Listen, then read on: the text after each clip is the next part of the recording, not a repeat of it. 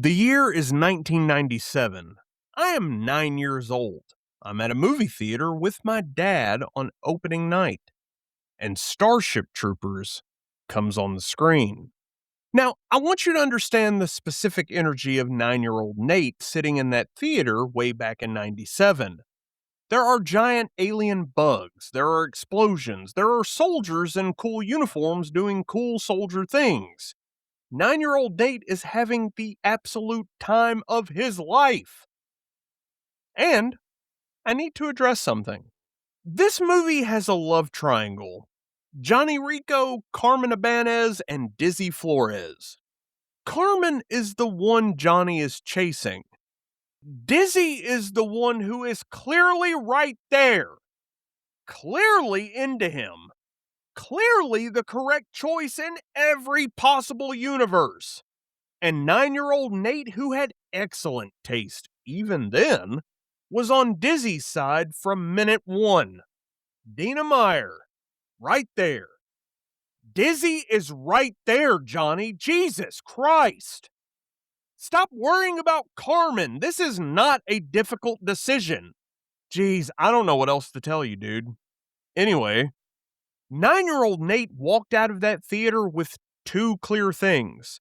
A lifelong appreciation for Dina Meyer and the firm belief that he had just watched the greatest bug war movie ever made. That's it. That's the whole review from 9-year-old Nate. Cool bugs. Done. Dina Meyer, plus, plus, plus. Thanks, 9-year-old Nate. But here's what 9-year-old Nate did not notice. The uniforms. The propaganda. The fake newsreels. Neil Patrick Harris at the end of the movie. The opening scene shot for shot from actual Nazi propaganda footage. The very fact that Paul Verhoeven, who grew up in Nazi-occupied Netherlands, made a film specifically designed to show Americans what fascism looks like when it's wearing a cool uniform and killing bugs. 9-year-old Nate missed all of that. I kind of blame Dina Meyer. But anywho, here's the thing. So did the critics. So did most of the audience way back in 97. So did an entire generation of people who grew up quoting, "Would you like to know more?" without ever knowing that phrase was lifted directly from the aesthetics of totalitarian propaganda. Verhoeven made a satire so accurate that the people it was satirizing thought it was a compliment. Welcome to another edition of Checkpoint Thursday. I'm Nate, and this is Starship Troopers. And this one is personal in ways that took me a while to fully understand. So let's go.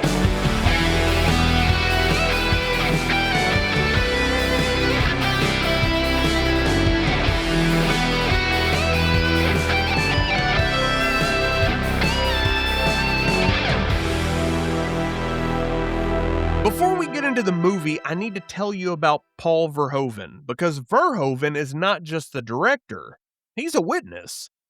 Paul Verhoeven was born in Amsterdam in 1938. He was 5 years old when his family moved to The Hague during the Nazi occupation of the Netherlands. He watched occupation happen. He watched propaganda happen. He watched a regime present itself as a dream, but deliver a nightmare. He watched what it looks like when a society decides that military service is the highest form of citizenship, when violence is celebrated as virtue, when the enemy is dehumanized until killing them doesn't feel like killing at all. And he watched all of that as a kid. And then in 97, he made Starship Troopers. Not as a nostalgic look on war, not as celebration of military heroism, but as a warning, dressed up as the coolest bug war movie ever made. Verhoeven said in an interview years later, "Dreamlike fascism is a fascism that presents itself as a utopia. What fascism proposes is a dream, but what fascism gives you is a nightmare. That's the whole film in 2 sentences, my friends. And here's the receipt that I think changes everything. Michael Ironside, who plays Lieutenant Radchak, said that before filming, he went to Verhoeven and asked him why he was making a right-wing fascist movie. And Verhoeven said, "If I tell the world that a right-wing fascist way of doing things doesn't work, no one will listen to me. So I'm going to make a perfect fascist world and let the audience love it. And then maybe they'll notice what they've been cheering for." He didn't make a film that critiques fascism. He made a film that seduces you into fascism and then just waits for you to notice. My friends, that's not a movie. That's a trap. A very well-designed, extremely entertaining trap with excellent special effects, I might add. And Dina Meyer, who was right there, Johnny. Good God. Okay, let me go through what Verhoeven actually put in this film, because the deeper you look, the more specific it gets. The very first scene of Starship Troopers, a recruitment advertisement for the mobile infantry, was shot frame by frame from Leni Riefenstahl's Triumph of the Will. Now, Triumph of the Will is the most famous piece of Nazi propaganda ever filmed. The opening scene of this movie, shot for shot from Nazi propaganda, if you know what you're looking at. Which in 97, most of the audience absolutely didn't. Because most of the audience hadn't studied Triumph of the Will. Because most of the audience was there for the bugs. Verhoeven was counting on that. And what about the uniforms? The Terran Federation officer uniforms are modeled directly on SS uniforms. Not inspired by, modeled on. The black, the cut, the insignias. The visual language of the most recognized symbol of Nazi military power dressed up in a science fiction context. And here's what I want to be honest about. I was in my early 20s, post-military service, before that finally clicked for me. A bit of personal lore about me. I absolutely love World War II history. I have since I was a kid, tearing through encyclopedias from infomercials that used to play on TV that my dad would order from. So I know what those uniforms look like. And I watched this movie multiple times before I went, wait a second, where have I seen that uniform before? Wait, are these motherfuckers Nazis? Yes, they are. That was the point. That was always the point. And Verhoeven had been waiting patiently for however long it took you to notice. Now, throughout the film, there are these fake news broadcasts, propaganda segments, cheerful, upbeat, celebrating military victory, showing children handling firearms. Happy citizens, not civilians, citizens, supporting the war effort. Would you like to know more? That phrase, that aesthetic, that specific technique of presenting military violence as entertainment and asking if you want more of it. That's manufacturing consent. That's what propaganda looks like when it's working. And Verhoeven modeled those segments directly on Frank Capra's Why We Fight. American World War II propaganda films mixed with the aesthetics of German propaganda newsreels. American and Nazi propaganda techniques combined in a science fiction film, asking if you'd like to know more. And then, at the very end of the film, Neil Patrick Harris shows up, Doogie Howser himself, in a black SS uniform, doing psychic interrogations on a brain bug for the government. Doogie Howser, SS officer. And the movie just puts that on screen and waits. And most people back in 97 went, hey, cool, Neil Patrick Harris, he's back. And just moved on. Which is exactly what Verhoeven intended. Because that's what fascism looks like when it's normalized. Familiar faces, comfortable aesthetics, cool uniforms. You cheer for it because you like the people wearing it. And you don't ask what the uniform means because you already love the person inside it. That's the entire film in one casting decision. This episode of the Average Joe Nerdcast is brought to you by the Mobile Infantry. Are you a young person with dreams? Do you want to make a difference? Do you want to earn your citizenship? The Mobile Infantry is looking for candidates just like you. Join your friends. Travel to exciting new planets. Fight for the future of humanity. Join the Mobile Infantry today. Service guarantees citizenship. Now, here's where I need to get personal, because this film is specifically about what it looks like when a society uses propaganda to send young people to war. And I am someone who enlisted at the age of 17, while still in high school, with my mother's signature on a waiver. And I'm not saying that was wrong. I am very proud of my service to my country, and I'd make that same choice again. But I am saying I was 17, and the recruitment process, the posters, the presentations, the you can be part of something so much bigger energy, that stuff works because it worked on me. I'm not a victim of it. I'm not even criticizing it. I'm just saying I watched this film as a 9-year-old and thought it was cool bugs. Then I enlisted at the age of 17. I also deployed under the global war on terror. At the age of 21, I got hurt badly enough that I could no longer serve on active duty anymore. The military medical board process started, and for the next several years, I was in a kind of limbo. Still technically in, but unable to do the thing that I'd signed up to do. And in that stillness, in that space where the identity I'd built around service was being slowly taken away from me by circumstance rather than choice, I rewatched Starship Troopers. And the recruitment segments hit completely differently. The happy citizens signing up, the cheerful newsreels, the sense of being part of something bigger than yourself. The specific way the film presents military service as the obvious correct choice for any young person who just wants to matter. I recognized that. And not because it was Nazi propaganda, but because it was effective. Because it worked on me. Because I was 17 sitting in a recruiter's office feeling exactly what those newsreels were designed to make you feel.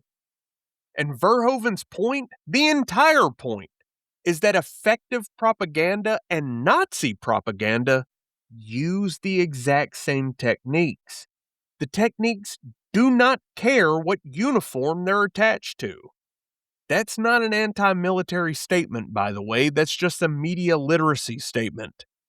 And it's one I wish I'd had the language for when I was 17. Yes, Steve? Steve says, wait a minute, are you saying the movie is anti-military? No, Steve, I'm not. I'm saying that the movie is anti-propaganda. Those are two very different things. Listen, Steve, here's the difference. A military exists to defend people. Propaganda exists to make you stop asking questions about how it's being used. One of those things is necessary, while the other one is a warning sign. So here's the extraordinary thing about how this film was received. The critics gave it a 63% on Rotten Tomatoes. The criticisms? Too violent, wooden acting, shallow characters. But what the critics missed? The wooden acting was completely intentional. Verhoeven specifically cast conventionally attractive actors who could deliver lines with the flat effect of people shaped by propaganda, to fill enthusiasm instead of thought. The characters are one-dimensional because people who grew up inside propaganda systems are one-dimensional. That's what propaganda does, my friends. It flattens complexity into clean narratives. Good guys, bad bugs, service, victory. The critics said these characters have no depth. Verhoeven said, yes, that's the point. Those are what people look like after propaganda is done with them. The wooden acting is the satire.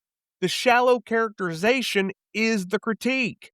And the critics, in dismissing it as shallow, proved Verhoeven's point about how invisible propaganda is when you're inside it. They looked at fascism dressed as entertainment and said, that's not very artistic, without ever noticing that was exactly what he was showing them. Steve says the critics proved the satire was working by missing the satire. Yeah, dude, that's exactly right. Verhoeven has been in his house somewhere nodding slowly for 25 years. So let me bring the trilogy home. 3 weeks, 3 films, 3 different angles on the same exact thing. V for Vendetta showed us what happens when a symbol escapes the idea that created it. When a face becomes a tool for everyone and no one simultaneously. When the idea outlives every specific political position ever attached to it. Equillibrium showed us what happens when a system decides that feeling itself is the enemy. When the solution to human suffering is the elimination of the capacity to suffer. When a missed dose becomes a revolution because once you feel something real, you can't unfeel it. And Starship Troopers shows us something very different. Something I think is the most urgent of the 3. It shows us what fascism looks like when it's working. Not jackboots in the street, not obvious villains twirling their cartoonish mustaches. Not something you can point at and say, hey, that over there, that's the bad thing. Fascism dressed as a cool bug war movie. Fascism that gives you attractive heroes and great special effects and a clear enemy and an obvious cause and asks you, would you like to know more? And you say yes, because it's entertaining, because the uniforms are cool, and because Neil Patrick Harris is in it. And Verhoeven, who watched this happen in real life as a 5-year-old in The Hague, looks at the camera and says, what fascism proposes is a dream, but what fascism gives you is a complete nightmare. He made a film that lets you live inside the dream for 2 hours and 12 minutes, and then leaves you with the receipt, if you're paying attention. 9-year-old Nate wasn't paying attention. The 21-year-old who got hurt and found himself in the stillness of a medical board process with more time to think than he'd had in years. He was paying attention. And that gap between the kid who just wanted to see bugs get exploded and the soldier sitting with an injury watching it again and going, hey, wait a second. That gap is the entire point of this trilogy. You see, my friends, great art meets you where you are. It gives you what you came for and leaves something behind that you find only when you're ready. V for Vendetta got through a military base all the way back in 2006. Equillibrium got through to a guy who thought it was just gun katas. And Starship Troopers got through to a kid who enlisted at the age of 17. And finally, today's episode of the Average Joe Nerdcast is brought to you by The Dream. Fascism doesn't arrive as a nightmare. It arrives as a dream. It arrives with cool uniforms and clear enemies and simple answers. It arrives with a sense of purpose and belonging and something worth fighting for. It arrives looking like a recruiting poster. It arrives asking if you'd like to know more. The dream has been offered to every generation. Every generation has people who recognize it and people who don't. Paul Verhoeven grew up in Nazi-occupied Netherlands. He recognized it. He made a movie about it and dressed it up as a bug war. The Dream. Would you like to know more? So, here's where I want to land. The Dystopian Trilogy is done. 3 films, 3 different angles on power, control, and what happens when a system prioritizes their own survival over the people inside it. V for Vendetta, the idea is bulletproof. Equillibrium, the crack, is the beginning. And Starship Troopers, the dream is the warning. And across all 3, a through line that I didn't plan, but I think is the most important thing I've said in any of them. Great art never announces itself. It just meets you where you are. It gives you what you came for, and then leaves something behind that you don't find until you're ready. I was ready for V for Vendetta all the way back in '06. I was ready for Equillibrium when life made a crack in the system I'd been operating inside without ever knowing it. I was ready for Starship Troopers at 21 when I came home and watched it again and went, hey, wait a second. And every rewatch since has found something new. That's what this kind of art does. That's what this show is trying to do. Just meet you where you are, give you what you came for, and maybe leave something behind that you find only when you're ready. Would you like to know more? And that's going to do it, my friends, for this edition of Checkpoint Thursday. Starship Troopers, 1997. A Dutch director who grew up under Nazi occupation, making the most accurate depiction of fascist propaganda ever disguised as an action movie. The opening scene, shot frame for frame from Triumph of the Will. Intentionally. The uniforms modeled on SS uniforms intentionally. The wooden acting, people shaped by propaganda, intentionally. The newsreels, manufacturing consent dressed as entertainment, intentionally. And Neil Patrick Harris in a black SS uniform at the very end of the movie, right there on screen, just waiting for you to notice. The critics, they gave it a 63% and called it shallow. The audiences gave it an 84% and called it an absolute masterpiece. But both of them missed the point in different directions. And the point? What fascism proposes is a dream, but what fascism gives you is a nightmare. Verhoeven has been waiting 25 years for us to be ready for that sentence. And now, the Dystopian Trilogy is complete. Go listen to all 3 in order, and then come back over to the lobby on Facebook and tell me what you found. And speaking of the lobby, that's our private Facebook group. I'll drop the link to it in the show notes, or you can head straight over to Facebook and in the search bar just type Average Joe Nerdcast, the lobby, and you will find the page. Now, before I get out of here, if you're on YouTube, be sure to hit subscribe and smash that bell so you never miss a drop. And if you're on Apple, Spotify, or wherever you're currently listening, do me a favor, follow the show, leave a 5-star rating and review. Word of mouth and reviews are exactly how independent podcasts like mine grow, and every single one matters. Quick shout out to my dad, who took a 9-year-old Nate to see Starship Troopers opening night all the way back in '97, without ever knowing he was handing his kid a philosophy degree wrapped in bug explosions. Best dad move ever. And also to my player 2, who has watched me go from cool bugs to, wait, are these motherfuckers Nazis? To 3 episodes of podcast content without ever once suggesting I needed to calm down. You're the reason any of this happens. I've been Nate. Stay gold, nerd bold, and I'll catch you on the next one. Game over.